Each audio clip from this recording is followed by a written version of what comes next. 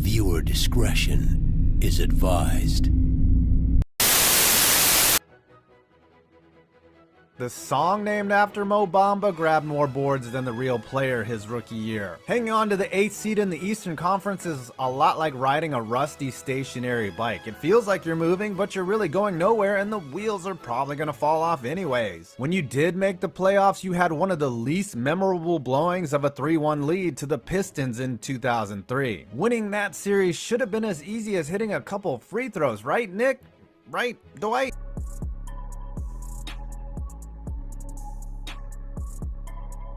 The Amway Arena, not to be confused with the Amway Center, was home to the Magic for 20 years. The building had several names, the first being the Orlando Arena, then TD Waterhouse Center, then the Arena in Orlando, then they sold their souls to the MLM Devil in 2007. The building was partially demolished in 2012 with the corner columns still standing. The next plan for the area is to build a creative village to attract tech companies with office and residential space, all of which will receive a 2-hour pitch on Amway before moving in. Amway Center, Orlando, Florida. If you were drunk walking the streets of Orlando in the year 2010, you might have gotten lost. You would have seen both the Amway Arena and the Amway Center and would have been more confused than most people hearing a pitch for actual Amway.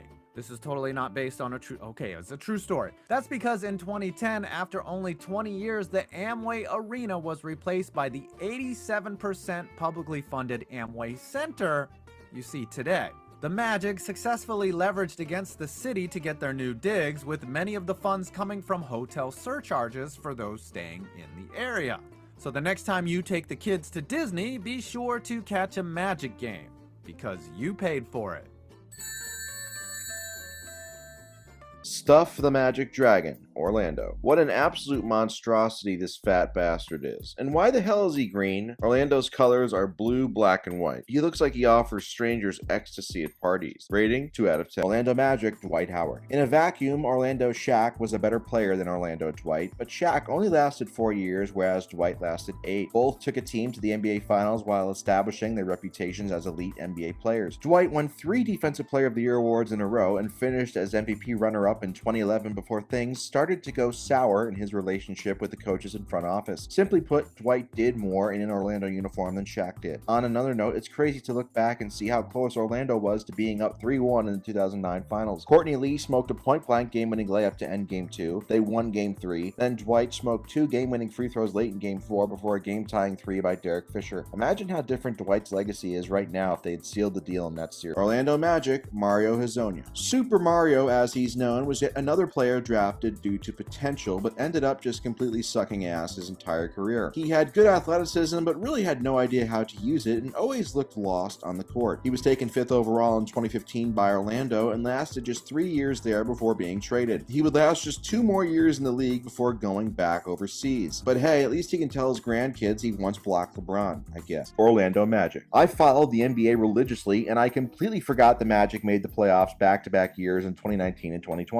That sums up how irrelevant this team is. The only thing this waste of a franchise is good for is robbing everybody of a Kobe LeBron finals in 2009 and giving away all NBA big men to the Lakers at their peak. Imagine that, losing a finals to the Lakers and giving away the 2 best players you ever had to the Lakers. Guess where the Lakers won their last title in 2020? That's right, Orlando. The Magic exists solely to be the Lakers' bitch.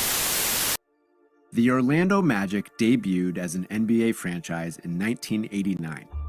By 1995, they ranked among the league's elite.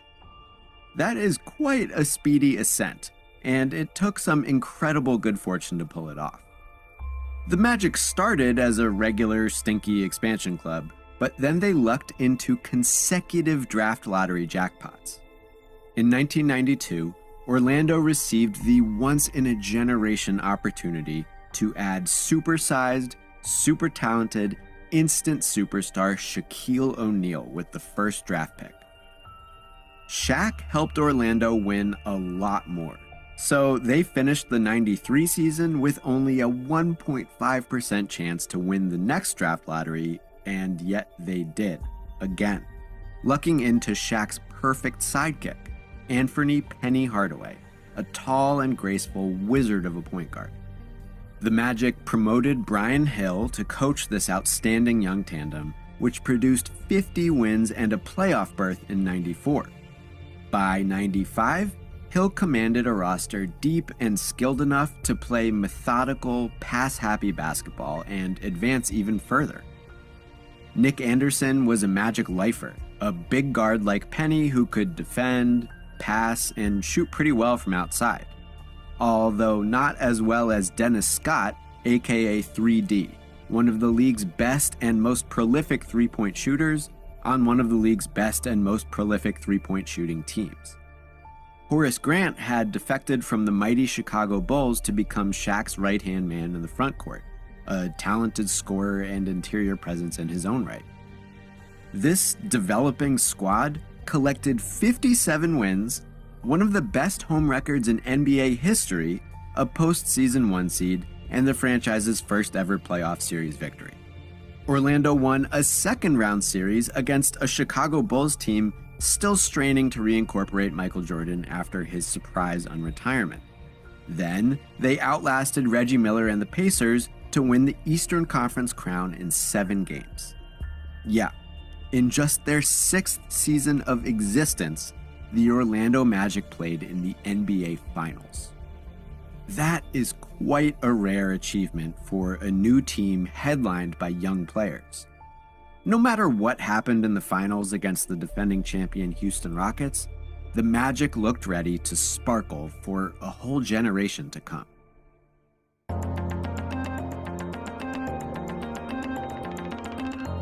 Houston won their second straight title by sweeping the Magic in the '95 finals. No shame whatsoever in falling to Hakeem Olajuwon in his prime with Clyde Drexler and a bevy of shooters beside him.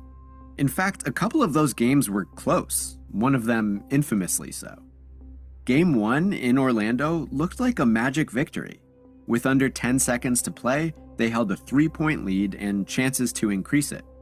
But then, Nick Anderson, a 70% free throw shooter, missed 4 free throws in a row, opening the window for the Rockets to send Game 1 to OT, where they won their first of 4 straight.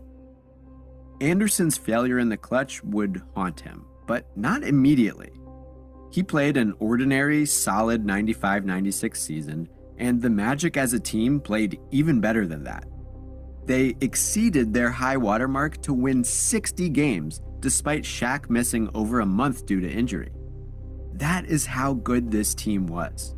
Role players like Anderson and Dennis Scott stepped up, and 24-year-old Penny played brilliantly enough to warrant MVP consideration. Hardaway did not win MVP though, because by 1996, Michael Jordan had fully re-established himself as the league's best player, and the Bulls were back to being not just the league's best team, but one of the best teams in the history of sports. Which is to say, Orlando's window had shut. Their luck ran out. The Magic ended their best ever season hot and healthy. They cruised through the first round, cruised through the second round, and then bam. The Magic didn't have a prayer in the Eastern Conference Finals. Basically no one did against the '96 Bulls. But hey, the Magic superstars were much younger than the aging Chicago core. Why couldn't Orlando just wait them out? Well, a couple reasons. First, the less obvious one. The Magic did enter that '96 postseason relatively healthy, but they left it pretty beat up. Horace Grant and Nick Anderson picked up injuries against the Bulls. Penny was hurt way earlier. He got his knee blasted way back in the first round, but played the whole postseason despite excruciating pain. Put a pin in that. In the meantime, the Magic faced a more immediate problem, and one they may have created themselves. Shaq became an unrestricted free agent in the summer of '96, but thanks to the way bird rights worked at the time, the Magic had a huge upper hand on other teams. They could offer their incumbent star practically any amount of money, and entering that spring, there was plenty of reason to hope Shaq would stick around. But then, the Magic, citing O'Neal's room for improvement, made an initial offer of $55 million over 4 years. An extreme lowball considering the context, the player involved, and the franchise owner being a mega scam billionaire.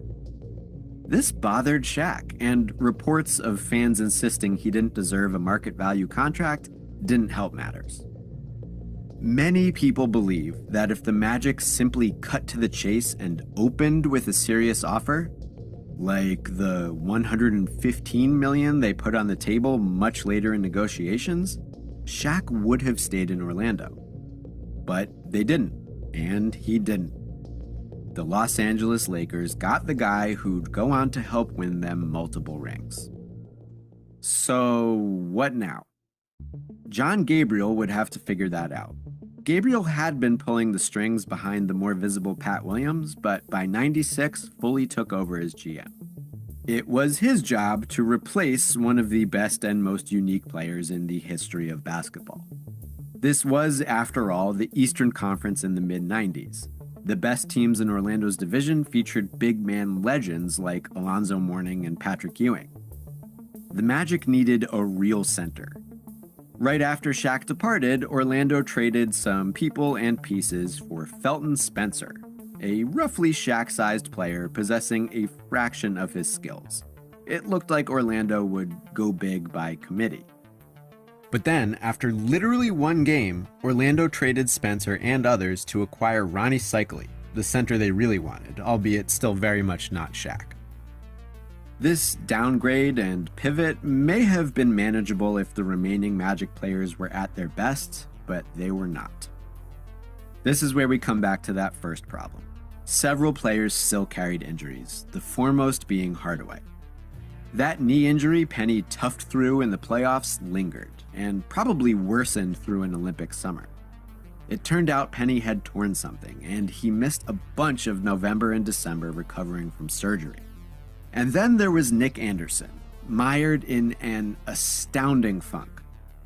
Over a year removed from those finals misses, and months after breaking his wrist, Anderson's field goal and free throw percentages plummeted. His shot selection suffered, and his opportunities dwindled. When Penny finally returned for the long haul in January '97, Orlando was in shambles, below 500. His presence helped them get back to winning, but he also staged a mutiny. Penny didn't like the way Coach Brian Hill was treating his players. He led a players-only meeting in which everyone seemed to agree with him, so John Gabriel fired Hill. Orlando made the playoffs under interim coach Richie Adubato, and Hardaway played out of his mind against the Miami Heat, but the Magic still lost in the first round. The punchline to that series loss is that after all the frantic shuffling Orlando did to patch the Shaq-sized hole in their lineup, injuries depleted their postseason frontcourt. The Magic had to check future Hall of Famer Alonzo Mourning with 37-year-old Danny Shays, which isn't what anyone wanted. So that first post-Shaq season was kind of a wash, and Orlando's hopes of getting a redo in 1998 quickly dissolved. The Magic hired a legendary coach in Chuck Daly, but their core took further damage. Three-point specialist Dennis Scott felt displeased about his contract situation. He expressed said displeasure by blasting Big E's Ready to Die and ranting to a gaggle of stunned summer campers. If you don't believe me, here's video. So if I don't get what I think I deserve in my heart, I am going to literally retire from basketball and run this camp every day. Not Scott's happiest moment, but pretty good way to get yourself traded. He was gone within months. But the biggest blow arrived once the season began. More knee issues led to another surgery, which cost Penny Hardaway almost the entire year. And yet, despite the above, despite further injuries and a weird botched Ronnie Cycli trade, Coach Daly milked a 41-win season out of his role players, just narrowly missing the '98 playoffs. At long last, the '99 lockout season gave Orlando a chance to assess their post-Shaq squad at something approaching full strength, although without pinstripes. Penny wasn't quite himself, but he was available. Daly got production out of breakout six-man Darrell Armstrong and even pulled some rookies into the rotation. Ike Austin started at center, Dominique Wilkins and his brother Gerald got spot minutes. Fun little team here. The Magic tied for the best record in the East, lining up a first-round matchup with the Philadelphia 76ers, an underdog that revolved around a youngster making his postseason debut, little guy by the name of Allen Iverson. Uh-oh. Orlando caught the business end of AI's playoff coming-out party. The Sixers dominated their more experienced opponent, sending the Magic home much earlier than expected. Here comes a fork in the road we face in many collapses. John Gabriel finally got to see his team perform at reasonable health, and they produced a solid but ultimately disappointing season. Would the Magic keep pushing this roster toward contention, or pull the plug and start over? Many teams make the wrong call here, or they try to do both things at the same time. Gabriel, to his credit, did not waffle between push and pull. He pulled, and he looked smart for doing so. Chuck Daly actually got the ball rolling by retiring immediately after the playoff loss. Thus, Gabriel's first move in the summer of '99, and the first hint of where things were headed, was hiring a coach. Not a pedigreed veteran like Daly, but a newcomer, a recently retired player still in his 30s, coaching for the first time, Doc Rivers. And Doc wasn't going to coach a bunch of longtime Magic vets. On draft night in June, Gabriel traded away Horace Grant. On August 3rd, out went Nick Anderson.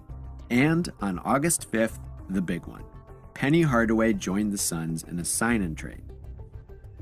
In a single summer, what remained of the 1995 Eastern champion was detonated, and justifiably. Those guys were all approaching career downturns, including the relatively young Hardaway. Orlando's plan was transparent. 2000 looked like a free agency bonanza. Punt a season, stay well below the salary cap, and the Magic might be able to sign their way to a new contender just as fast as they tore one down. This was meant to be the collapse, the intentional demolition. But funny thing about that punted season. In his first year as a coach, Doc Rivers took a truly awful roster, jarred by mid-season trades and injuries, and won 41 fucking games, almost making the playoffs. Truly, truly astounding.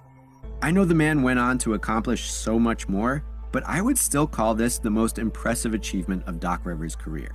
He is, to date, the only person to win NBA Coach of the Year without making the postseason. So that made Orlando's 2000 free agency pitch even stronger. We have oodles of cash, and we have a hot young coach who can win even with a tanked roster. Before free agency came the 2000 draft, where John Gabriel snagged one of the few decent players in a dreadful draft class, Mike Miller. When the summer began in earnest, Gabriel came out swinging, recruiting the biggest free agent names quickly and aggressively. Gabriel would not let the Magic get burned again, and they didn't. 27-year-old Grant Hill, one of the most excellent and dynamic forwards out there, chose to bail on the Detroit Pistons and join the Magic. Another simultaneous sign and trade brought the Magic their second star, Tracy McGrady, who, despite spending his early career buried on Toronto's bench, looked like Grant Hill 2.0. Much younger, with even more promise to offer as a big, scoring, ball-handling, do-everything forward. This was an enchanting new core, built in one fell swoop, completely justifying the Orlando tank job one summer prior. Stellar offseason. Now here comes some caveats. Caveat 1. The Hill deal was a sign-and-trade that sent a few players to Detroit, including a young, raw, undersized, not that productive center. Totally justifiable at the time, but, in hindsight, you would have liked to keep future four-time Defensive Player of the Year Ben Wallace on your team. Chauncey Billups was technically Ben's teammate on the Magic for a little while too. What a tangled web we weave. Anyway, caveat 2. That spectacular summer of 2000 could have been even better. San Antonio's Tim Duncan was a free agent too, and took a meeting with the Magic, a serious one. Some say he even favored Orlando until a late change of heart. Why that change? It depends on who you ask. People said, and still say, that Coach Rivers alienated Duncan by insisting the superstar would not be allowed to bring friends and family on the team plane. Others, including Duncan at the time and Rivers nowadays, insist the Magic lost out because they failed to secure the last word. The Spurs thought they were toast until Tim's legendary teammate, David Robinson, cut short his vacation in Hawaii to fly in and talk Duncan out of his big move. Whatever the case, Duncan stayed put in San Antonio. That turned out well for both parties. So, yeah, Orlando had to settle for only 2 of the most exciting and excellent forwards of their era. Oh well. But here comes the third caveat. Finally a regular starter in Orlando, Tracy McGrady came out of the gates on fire, instantly becoming an all-NBA caliber leading scorer, the league's most improved player by a long shot. The older half of this new star pairing, Grant Hill, came out of the gates, well, he hardly came out of the gates. You see, Hill's last season as a Piston ended with injury. The picture of health up to that point, Hill tweaked his left ankle repeatedly before the 2000 playoffs, but tried to play through the injury for a little while, perhaps because of a misdiagnosis. Well, in a grim repeat of Penny Hardaway's final seasons in Orlando, Hill's ankle became a long-term problem, requiring surgery in the 2000 offseason. From his very first game with the Magic, observers could tell something was off, and that something never came back on, not in Orlando. Grant Hill played just 4 games in his first Magic season. The years ahead would bring more injury, more surgery, longer and longer recoveries, and a horrifying complication that threatened his life. All told, over his first 4 seasons in Orlando, Hill played in 47 games and missed 281. So you can file the Grant Hill what if alongside the Tim Duncan what if, a thought exercise made interesting by Tracy McGrady's continued ascent in Orlando. By 2002, he was an All-NBA first-teamer, a genuine MVP candidate. In 03 and 04, T-Mac was the league's leading scorer, logging some of the most productive seasons in NBA history. But he was basically alone. 01 Rookie of the Year Mike Miller made a decent secondary scorer, but not enough of a co-star to help McGrady carry the Magic anywhere significant. It's tough to improve your roster with a sidelined player consuming so much of the salary cap. And Orlando didn't make the most of their opportunities to build cheaply through the draft, especially in 2001 when they passed on multiple opportunities to draft multiple surprise future All-Stars.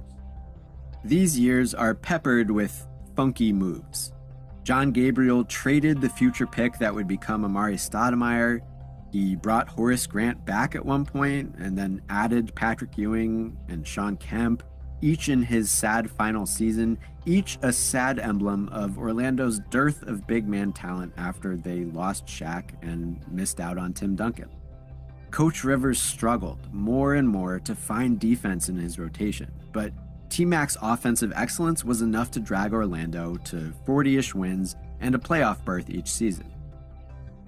The Magic just never made it past the first round. This stretch includes Orlando's notorious flop in 2003. Trading Mike Miller netted Orlando their first somewhat promising young big guy in a while, Drew Gooden. T-Mac led the Magic to a 3-1 series lead against the Pistons. Then he kinda sorta looked forward to his series victory, issuing a quote that the Pistons immediately willfully misinterpreted for motivation. Everyone remembers Detroit's exaggerated version of that quote because Orlando blew their lead, with McGrady himself floundering against rookie Tayshaun Prince in the elimination Game 7. The guy Orlando traded for Grant Hill played a pretty big part in that too. And then, in 03-04, the bottom fell out. Gooden and Juwan Howard did not constitute the front court help Orlando needed. T-Mac won another scoring title but missed a handful of games. The Magic won on opening night, then lost 10 straight. They fired Rivers. They lost 9 more games in a row. They demoted Gabriel. At long last, 8 years after they lost Shaq, 5 years after they meant to collapse and 4 years after their rapid rebuild, the Orlando Magic hit rock bottom for real. Sadly, their demise was enough to alienate the one great success story of this era. Poetically, their losing record begot a chance to draft Orlando's next great star, Dwight Howard, the closest they could get to replacing a unique megatalent like Shaq. Or, said differently, the Magic got their luck back. The first 15 years of the Orlando Magic, for better and worse, had a lot to do with luck. You need luck. You need it to withstand bad moves. You need it to enjoy good moves. And if you go without it for too long, then try as you might, you're gonna collapse.